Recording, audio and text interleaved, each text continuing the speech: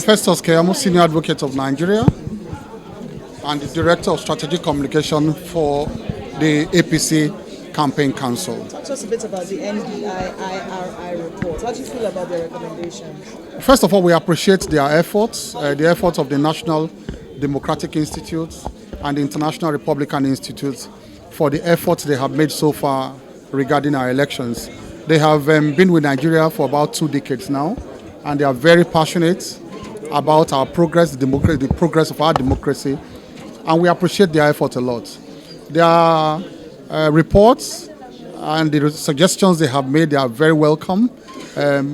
These are suggestions and observations that we cannot run away from. We do appreciate them. We know there were pockets of violence across the country, and these pockets of violence affected both the ruling party and the main opposition. The deficiencies that were mentioned, the drawbacks that were mentioned, also affected both the ruling party and the main opposition. Do not also forget that it is this imperfect system that we are talking about, this imperfect system that the main opposition wishes to spin to appear as if it is the fault of the ruling party. It's that same imperfect system that produced their governors in states where we previously controlled.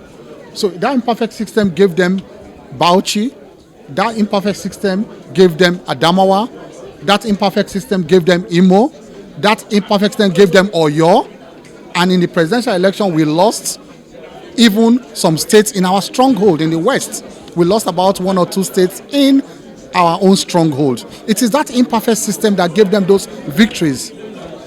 So when they try to spin the story to appear as if all of these reports of these international organizations, observers, are a domination of the ruling party, is a lie.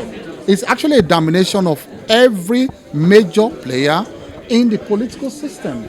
But the most important thing about the report of the NDI and the IRI, if you read it line for line, is that at the end of the day, they did not dispute the eventual outcome of the elections. They pointed out the deficiencies. For instance, they quoted the independent collation system of YAIGA, and they quoted it with approval, that it actually at the end of the day reflected the overall wishes of Nigerians.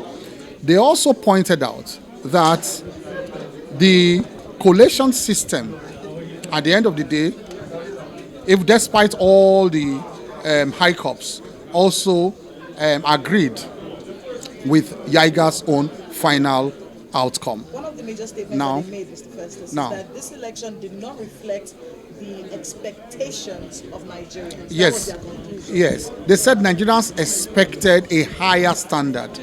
That's what they said, and we do agree. And like Nigerians are entitled to expect a higher standard. But the point I'm making is that even the standard we got at the end of the day, they did not say it affected substantially the outcome of the elections.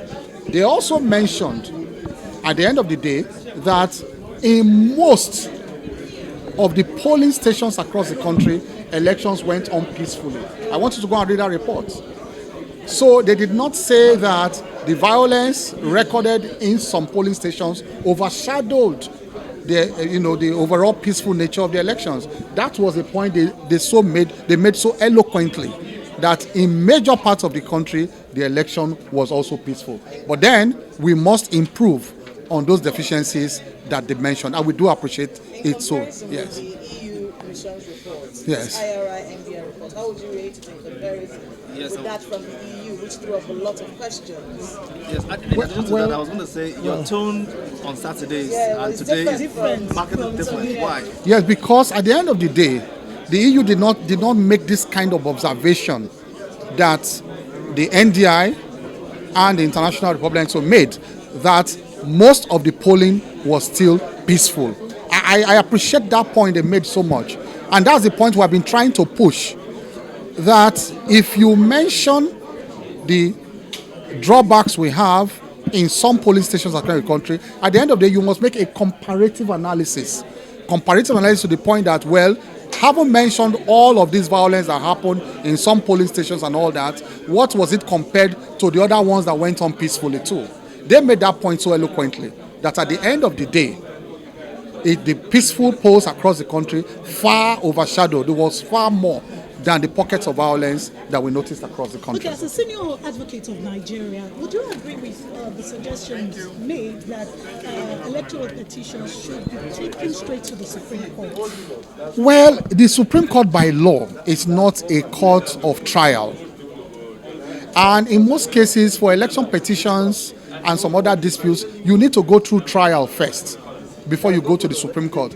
I may advocate a two-step process, but it is dangerous to also take a complaint or a grievance to just one court. In most cases, the second hierarchy of courts allows the disputants to extract all the mistakes made by the lower court, and then the higher court, either the Court of Appeal or the Supreme Court, can make a final conclusion on those disputes. But when you go straight to one court at the Supreme Court, and even if there is a 10-man panel and there's a mistake made along the way in giving a judgment, nobody will have the chance again to appeal to a higher authority or institution. Thank you.